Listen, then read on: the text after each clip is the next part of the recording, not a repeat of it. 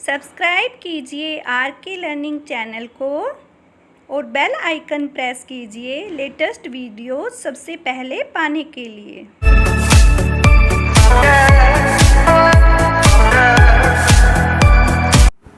Hello friends, welcome to R K learning academy. Friends, आज की ये वीडियो हमारी child centred and progressive education जो हम 5th चैप्टर कर रहे थे हमारे सीटेट के लिए, उसके रिगार्डिंग है। फ्रेंड्स, इस चैप्टर के 2 पार्ट हम पहले कर चुके हैं और आज के इस सेशन में हम इस चैप्टर को कंप्लीट कवर कर लेंगे।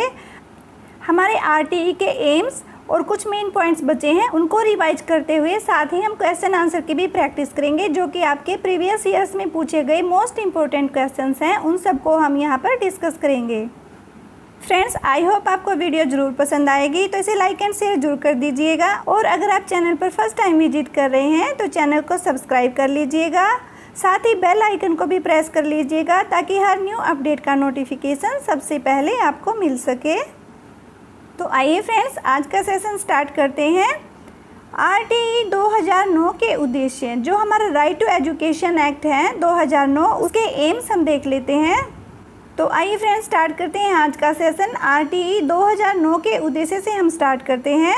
फर्स्ट पॉइंट देखिए, यह गैर प्रवेश दिए गए बच्चों के लिए उचित आयु कक्षा में प्रवेश किए जाने पर प्रकाश डालता है।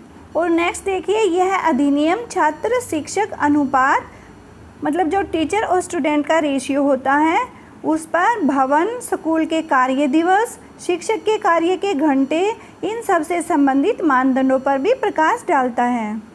क्योंकि फ्रेंड्स, आरटीई 2009 में टीचर और स्टूडेंट का रेशियो और स्कूल में कैसी क्या बिल्डिंग होनी चाहिए उसके बारे में, स्कूल के वर्किंग डेज और टीचर्स के लिए टीचिंग हावर कितना होना चाहिए, इस सब से रिलेटेड जो भी मानदंड है उन सब के बारे में यहाँ पर प्रकाश डाला गया है। और नेक्स्ट देखिए, यह उपयुक्त रूप से प्रशिक्षित अध्यापकों की नियुक्ति पर प्रकाश डालता है। तो हमारा जो आरटीई 2009 है उसमें ट्रेन टीचर की अपॉइंटमेंट के लिए कहा गया है कि स्कूलों में प्रशिक्षित अध्यापकों की ही नियुक्ति करनी चाहिए। नेक्स्ट देखिए, यह शारीरिक दंड, मानसिक उत्पीड़न बच्चों के प्रवेश के लिए अनुवीक्षण प्रक्रियाएं, अध्यापक द्वारा निजी ट्यूशन और बिना मान्यता के स्कूलों को चलाने का विरोध करता है। तो फ्रेंड्स देखिए, आरटीई 2009 में बच्चों के लिए हर प्रकार की जो पनिशमेंट होती है, फिजिकल, मेंटल, उनको किसी भी प्रकार का टॉर्चर, उस सब का यहाँ पर विरोध किया गया है। और जो टीचर्स होते हैं उनके लिए कोई प्राइवेट ट्यूशन और बिना मान्यता वाले स्कूलों को चलाने का, इन सब का विरोध करता है आरटीई 2009। और नेक्स्ट देखिए, यह संविधान में मूल्यों के अनुरूप पाठ्यक्रम के विकास पर बल देता है। जो हमारे कॉन्स्टिट्यूशन में वैल्यूज हैं, मूल्य हैं, उनके अकॉर्डिंग ही पाठ्यक्रम के विकास पर बल देता है आरटीई 2009। और नेक्स्ट देखिए, यह बच्चे का समग्र विकास, ज्ञान, प्रतिभा निखारने और मित्रवत प्रणाली पर बल देता है। बच्चे के ऑलराउंडर डेवलपमेंट, नॉलेज और उसकी जो पोटेंशियलिटी होती है, जो भी उसकी प्रतिभाएं होती हैं, उनको बढ़ाने के लिए, उनमें निखार के लिए और एक फ्रेंडली सिस्टम पर यहाँ पर बल दिया जाता है आरटीई 2009 में। और सबसे मेन चीज़ देखिए फ्रेंड्स, यह कक्षा को आयु के अनुसार अधिक समझातीय बनाता है। नेक्स्ट पॉइंट देखिए, उचित सरकारें दाखिले, उपस्थिति और प्रारंभिक शिक्षा की पूर्णता को सुनिश्चित करेंगी। ये भी आरटीई 2009 में कहा गया है। तो फ्रेंड्स, ये थे आरटीई 2009 जो हमारा शिक्षा का अधिकार अधिनियम है, उसके जो भी उद्देश्य थे वो यहाँ पर कहे गए हैं, उनको हमने डिस्कस किया। और अभी कुछ जो मेन पॉइंट्स हैं इस चैप्टर के, वो भी एक बार डिस्कस कर लेते हैं। चाइल्ड सेंटर्ड एजुकेशन, बाल केंद्रित शिक्षा में क्या किया जाता है? देखिए, बाल केंद्रित शिक्षा के अंतर्गत उन्हीं शिक्षण विधियों को प्रयोग में लाया जाता है जो बालकों के सीखने की प्रक्रिया, महत्वपूर्ण कारक, लाभदायक एवं हानिकारक दशाएं, रुकावटें, सीखने के वक्र, प्रशिक्षण इत्यादि तत्वों को सम्मिलित करती हैं तथा मनोवैज्ञानिक विश्लेषण पर आधारित होती हैं। इन्हीं सब टीचिंग मेथड को यहाँ पर अप्लाई किया जाता है हमारी जो चाइल्ड सेंटर्ड एजुकेशन होती है उसके अंतर्गत। और हमारी जो बाल केंद्रित शिक्षा है, इसका श्रेय किसको जाता है फ्रेंड्स, वो भी देख लीजिए। बाल केंद्रित शिक्षा का श्रेय शिक्षा मनोविज्ञान को दिया जाता है, जिसका उद्देश्य बालक के मनोविज्ञान को समझते हुए शिक्षण की व्यवस्था करना है और उसकी अधिगम संबंधी जो भी कठिनाइयाँ हैं उनको दूर करना है। लर्निंग से रिलेटेड जो भी एक स्टूडेंट की प्रॉब्लम्स होती हैं उनको दूर करना और शिक्षण की व्यवस्था करना, इसका मुख्य उद्देश्य माना गया है। बाल केंद्रित शिक्षा के अंतर्गत पाठ्यक्रम का स्वरूप क्या होना चाहिए, ये भी देख लीजिए। बाल केंद्रित पाठ्यक्रम में विद्यार्थी को शिक्षा प्रक्रिया का केंद्र बिंदु माना जाता है। जो स्टूडेंट्स होते हैं उनको टीचिंग लर्निंग प्रोसेस में सेंटर पॉइंट माना जाता है, केंद्र बिंदु माना जाता है और बालक की रुचियों, आवश्यकताओं एवं योग्यताओं के आधार पर ही पाठ्यक्रम का निर्माण किया जाता है। एक बालक के इंटरेस्ट, उसकी नीड्स, उसकी कैपेसिटीज़ के आधार पर ही हमारे पाठ्यक्रम का निर्माण यहाँ किया जाता है। और बाल केंद्रित शिक्षा के अंतर्गत पाठ्यक्रम का स्वरूप किस प्रकार से होता है वो भी देख लीजिए। फ्रेंड्स, हम यहाँ पर कुछ मेन पॉइंट्स को रिवाइज कर रहे हैं क्योंकि इनसे अक्सर क्वेश्चन पूछ लिए जाते हैं। अगर आप थ्योरी को अच्छे से कर लेंगे तो आपका क्वेश्चन कहीं से भी आए, कोई से भी एग्जाम के लिए आपने अप्लाई किया है तो आपका आंसर कभी भी रॉन्ग नहीं होगा। इसलिए हम इन सब पॉइंट्स को अच्छे से क्लियर कर रहे हैं। तो फ्रेंड्स देखिए, पाठ्यक्रम का स्वरूप किस प्रकार से होना चाहिए उसका फर्स्ट पॉइंट देखते हैं। पाठ्यक्रम पूर्व ज्ञान पर आधारित होना चाहिए। जो हमारा प्रीवियस नॉलेज होता है उसके बेस पर ही हमारा पाठ्यक्रम आधारित होना चाहिए। सेकेंडली देखिए, बच्चों की रुचि के अनुसार इसे होना चाहिए। और तीसरी बात है, पाठ्यक्रम को लचीला होना चाहिए, फ्लेक्सिबल होना चाहिए। नेक्स्ट देखिए, पाठ्यक्रम जीवन उपयोगी होना चाहिए। जो भी इंसिडेंट्स, घटनाएं, जो भी चीज़ें हमारी डेली लाइफ से जुड़ी हुई होती हैं उन्हीं को हमारे पाठ्यक्रम में सम्मिलित किया जाना चाहिए। अगर वो व्यवहारिक होगा तो बच्चे उसका अधिगम भी अच्छे से कर पाएंगे और जो एजुकेशन है वो बच्चों के लिए वैल्यूएबल रहेगी, जीवन भर उपयोगी रहेगी। इसलिए पाठ्यक्रम को भी जीवन उपयोगी होना चाहिए। नेक्स्ट है, वातावरण के अनुसार होना चाहिए। जो हमारा पाठ्यक्रम होता है उसे वातावरण के अनुसार ही बनाना चाहिए। नेक्स्ट देखिए फ्रेंड्स, पाठ्यक्रम राष्ट्रीय भावनाओं को विकसित करने वाला होना चाहिए, ना कि देशद्रोह की भावनाओं को बढ़ाने वाला। नेक्स्ट देखिए, पाठ्यक्रम समाज की आवश्यकता के अनुसार होना चाहिए। जो भी हमारी सोशल नीड होती है उन्हीं सामाजिक आवश्यकताओं के अनुरूप ही पाठ्यक्रम का स्वरूप होना चाहिए। और सबसे मेन पॉइंट देखिए, पाठ्यक्रम बालकों के मानसिक स्तर के अनुसार होना चाहिए। जो उनका मेंटल लेवल होता है उसी के अकॉर्डिंग ही हमारे पाठ्यक्रम का स्वरूप होना चाहिए। और इसमें स्टूडेंट्स की व्यक्तिगत विभिन्नताओं का, जो उनकी इंडिविजुअल डिफरेंसेज होती हैं उनका भी ध्यान रखना चाहिए पाठ्यक्रम का निर्माण करते हुए। तो फ्रेंड्स, इस प्रकार से जो चाइल्ड सेंटर्ड एजुकेशन होती है उसका पाठ्यक्रम का कैसा स्वरूप होना चाहिए वो सब पॉइंट हमने यहाँ पर डिस्कस किए हैं। नेक्स्ट देखिए फ्रेंड्स, जॉन डीवी के शिक्षा पद्धति संबंधी स्वयं कार्यक्रम के विचारों के आधार पर प्रोजेक्ट प्रणाली का जन्म हुआ। इसके अंतर्गत बालक को ऐसे काम दिए जाने चाहिए जिनसे उसमें स्फूर्ति, आत्मविश्वास, आत्मनिर्भरता और मौलिकता का विकास हो। और नेक्स्ट देखिए, प्रगतिशील शिक्षा में शिक्षक को भी महत्वपूर्ण स्थान दिया गया है। टीचर को भी यहाँ पर इम्पोर्टेंस दी गई है। इसके अनुसार शिक्षक समाज का सेवक होता है और उसे विद्यालय में ऐसा वातावरण का निर्माण करना चाहिए जिसमें पलकर बालक के सामाजिक व्यक्तित्व का विकास हो सके और वह जनतंत्र के योग्य नागरिक बन सके। मतलब एक टीचर को ऐसा एटमॉस्फेयर क्रिएट करना चाहिए कि जिससे बालक का सोशल डेवलपमेंट हो और वह एक जेंटल सिटीजन बन सके।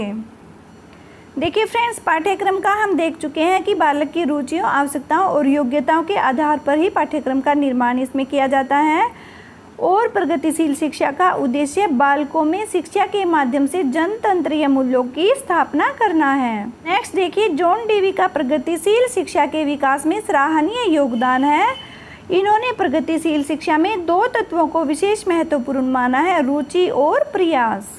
ओके फ्रेंड्स, ये आपके परीक्षा उपयोगी तथ्य थे, कुछ फैक्ट्स थे जो आपके एग्जाम के पॉइंट ऑफ व्यू से वेरी इंपॉर्टेंट है। तो इसलिए आप इन सबको अच्छे से कर लीजिएगा क्योंकि आपके जो क्वेश्चंस एग्जाम में पूछे जाते हैं वो कहीं भी फिक्स जगह से नहीं आते।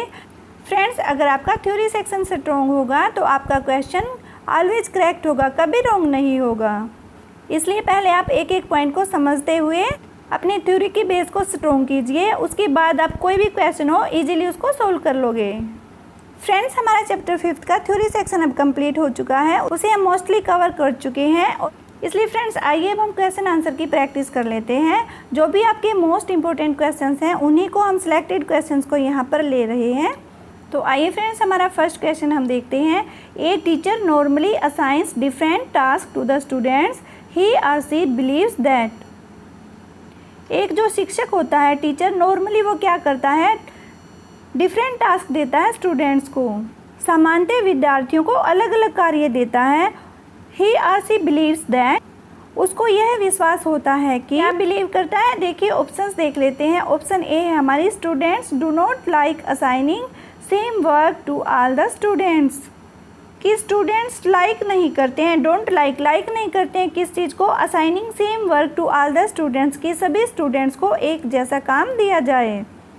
ऑप्शन बी देखिए, it promotes competition among students, यह विद्यार्थियों में कंपटीशन को प्रमोट करता, बढ़ाता है, उनमें प्रतिस्पर्धा को बढ़ाता है। ऑप्शन सी है हमारी, there are individual differences among students, विद्यार्थियों में व्यक्तिगत अंतर होते हैं। ऑप्शन डी है हमारी, the student will not be able to copy each others work, विद्यार्थी एक दूसरे के कार्य की नकल नहीं कर सकेंगे। तो फ्रेंड्स हमारी ऑप्शन सी यहाँ पर करेक्ट हो जाएगी, there are individual differences among students, क्योंकि विद्यार्थियों में व्यक्तिगत अंतर होते हैं, इंडिविजुअली डिफरेंट होते हैं बालक एक दूसरे से, इसलिए जो एक टीचर होता है सामान्यतः विद्यार्थियों को अलग अलग कार्य देता है या देती है। उसका यही विश्वास होता है कि हर बच्चे का लेवल अलग होता है और इंडिविजुअली उनमें डिफरेंसेज होते हैं, इसी कारण से वह विद्यार्थियों को अलग अलग कार्य देता है। नेक्स्ट क्वेश्चन देखिए friends, child centred education was advocated by which of the following thinkers. यहाँ पर जो थिंकर्स दिए गए हैं उनमें से आपको ये बताना है कि जो चाइल्ड सेंटर्ड एजुकेशन है, हमारी बाल केंद्रित शिक्षा है, इसका समर्थन किस विचारक के द्वारा किया गया है, कौन से थिंकर ने इसका समर्थन किया है। तो हमारी ऑप्शन बी यहाँ पर करेक्ट हो जाएगी, जॉन डेवी के द्वारा चाइल्ड सेंटर्ड एजुकेशन का समर्थन किया गया है। इन्होंने बाल केंद्रित शिक्षा के लिए बहुत ही ज़्यादा सराहनीय प्रयास किए हैं। नेक्स्ट क्वेश्चन देखिए friends, the lab schools advocated bye John Dewey were examples of, John Dewey द्वारा समर्थित जो लैब विद्यालय हैं हमारे, वो किसके उदाहरण हैं। ऑप्शंस देखिए, ए फैक्ट्री स्कूल्स, फैक्ट्री विद्यालय, या प्रोग्रेसिव स्कूल्स, प्रगतिशील विद्यालय, या पब्लिक स्कूल्स, या फिर कॉमन स्कूल्स जो सामान्य विद्यालय होते हैं। ऑप्शन बी यहाँ पर करेक्ट हो जाएगी, प्रोग्रेसिव स्कूल्स, जो प्रगतिशील विद्यालय होते हैं उसी का उदाहरण है, उसी का एग्जाम्पल है लैब स्कूल्स, जिनका समर्थन जॉन डेवी के द्वारा किया गया है। नेक्स्ट क्वेश्चन देखिए फ्रेंड्स, डिफरेंशिएटेड इंस्ट्रक्शन इज, जो डिफरेंशिएटेड इंस्ट्रक्शन होता है वो क्या होता है। ऑप्शंस देखिए friends, using a variety of groupings to meet students needs, विद्यार्थियों की आवश्यकताओं को पूरा करने के लिए समूहीकरण के विविध रूपों का प्रयोग करना। ऑप्शन बी है, doing something different for every student in the class, या फिर आपकी ऑप्शन बी हो सकती है कि कक्षा में प्रत्येक शिक्षार्थी के लिए कुछ भी अलग करना। ऑप्शन सी है, डिसऑर्डरली और अनडिसिप्लिन्ड स्टूडेंट एक्टिविटी, अव्यवस्थित या फिर अनडिसिप्लिन, अनुशासनहीन होता है, स्वच्छंद होता है, उसको कोई रोक टोक नहीं है, ऐसे विद्यार्थी की गतिविधियाँ। या फिर ऑप्शन डी है आपकी, using groups that never change, ऐसे समूहों का प्रयोग करना जो कभी नहीं बदलते हैं। तो फ्रेंड्स हमारे यहाँ पर ऑप्शन ए करेक्ट हो जाएगी, using a variety of groupings to meet students needs, शिक्षार्थियों की आवश्यकताओं को पूरा करने के लिए समूहीकरण के विविध रूपों का प्रयोग करना ही डिफरेंशिएटेड इंस्ट्रक्शन होता है। और इस डिफरेंशिएटेड इंस्ट्रक्शन को हम कहते क्या है, अंतरपरक अनुदेशन, जो कि क्या होता है, using a variety of groupings to meet students needs, शिक्षार्थियों की आवश्यकताओं को पूरा करने के लिए समूहीकरण के विविध रूपों का प्रयोग करना ही डिफरेंशिएटेड इंस्ट्रक्शन होता है, जिसे हम अंतरपरक अनुदेशन भी कहते हैं। नेक्स्ट क्वेश्चन देखिए friends, Suresh generally likes to study alone in a quiet room whereas Madan likes to study in a group with his friends, this is because of difference in their. तो यहाँ पर क्या पूछा गया फ्रेंड्स, देखिए जो सुरेश है वो जनरली क्या करता है, उसको सामान्य रूप से अकेले रहकर क्वाइट रूम में, बिल्कुल शांत रूम में अकेले पढ़ना पसंद है, अकेले पढ़ना चाहता है। जबकि मदन है likes to study in a group with his friends, जबकि मदन क्या लाइक करता है, ग्रुप में पढ़ना पसंद करता है अपने दोस्तों के साथ, अपने फ्रेंड्स के साथ स्टडी करना उसे ग्रुप में पसंद है। तो यहाँ पूछा क्या गया है, दिस इज बिकॉज ऑफ, ये किस कारण से है, डिफरेंस इन देयर, कौन से अंतर के कारण है वो हमें बताना है। ऑप्शंस देखिए, ऑप्शन ए है वैल्यूज, उनके मूल्यों की विभिन्नता के कारण। ऑप्शन बी है एप्टीट्यूड्स, या उनकी जो अभिक्षमता है उसमें डिफरेंस के कारण। ऑप्शन सी है आपकी लर्निंग स्टाइल्स, या उनकी जो अधिगम की शैली है, उनका जो लर्न करने का तरीका है उसकी डिफरेंस के कारण। ऑप्शन डी है आपकी लेवल्स ऑफ रिफ्लेक्टिविटी, या फिर जो उनका परावर्तकता का जो स्तर है उसके डिफरेंस के कारण। आपको सही ऑप्शन बतानी है, ऑप्शन सी हमारा करेक्ट आंसर हो जाएगा। उनका जो लर्निंग स्टाइल है, अधिगम की शैली है, उसमें डिफरेंस होने के कारण ही सुरेश को अकेले रूम में बैठकर पढ़ना पसंद है, जबकि मदन लाइक करता है ग्रुप स्टडी को, अपने फ्रेंड्स के साथ ग्रुप में पढ़ना उसे पसंद है। और ये किस वजह से है, लर्निंग स्टाइल की डिफरेंस की वजह से, इसलिए ऑप्शन सी हमारी यहाँ पर करेक्ट हो जाएगी। नेक्स्ट क्वेश्चन देखिए friends, child centred pedagogy means, बाल केंद्रित जो शिक्षा शास्त्र होता है उसका क्या अर्थ है। ऑप्शंस देखिए, ऑप्शन ए है giving moral education to the children, बच्चों को नैतिक शिक्षा का ज्ञान देना। ऑप्शन बी है asking the children to follow and imitate the teacher, बच्चों को कहना कि वो अपने टीचर का फॉलो करें, अपने अध्यापक का अनुगमन करें, या फिर अपने टीचर का अनुकरण करें, इमिटेट करें, उसकी कॉपी करें।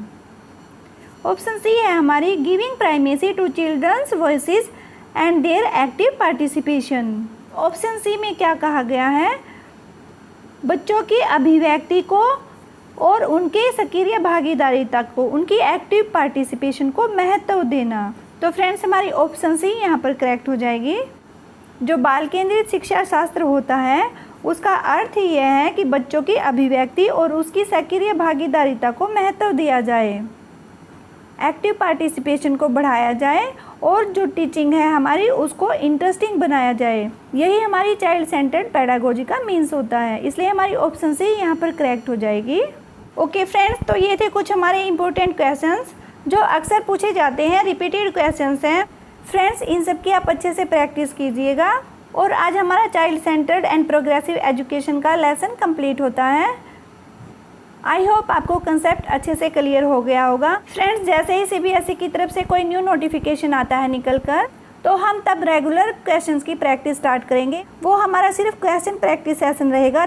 तब तक आप लोग अपने थ्योरी सेक्शन को स्ट्रॉन्ग कीजिए। चैनल पर हमारी प्रीवियस चैप्टर्स की वीडियो हैं, आप उनको भी देख लीजिएगा, क्योंकि हम चैप्टर वाइज आपके सिलेबस को कवर कर रहे हैं। फ्रेंड्स आई होप आपको वीडियो ज़रूर पसंद आई होगी, तो लाइक और शेयर ज़रूर कर दीजिएगा। अगर आप चैनल पर फर्स्ट टाइम विजिट कर रहे हैं तो चैनल को सब्सक्राइब कर लीजिएगा, साथ ही बेल आइकन को भी प्रेस कर लीजिएगा, ताकि हर न्यू अपडेट का नोटिफिकेशन सबसे पहले आपको मिल सके। फ्रेंड्स अगर आपके कोई सजेशंस हैं तो कमेंट सेक्शन में कमेंट करना मत भूलिएगा। आप हमें फेसबुक और इंस्टाग्राम पर भी फॉलो कर सकते हैं, और हमारे टेलीग्राम चैनल को भी ज्वाइन कर सकते हैं। इन सब के लिंक आपको वीडियो के डिस्क्रिप्शन बॉक्स में प्रोवाइड करा दिए जाएंगे। ओके फ्रेंड्स, तो मिलते हैं फिर नेक्स्ट क्लास में। Thanks for watching this video.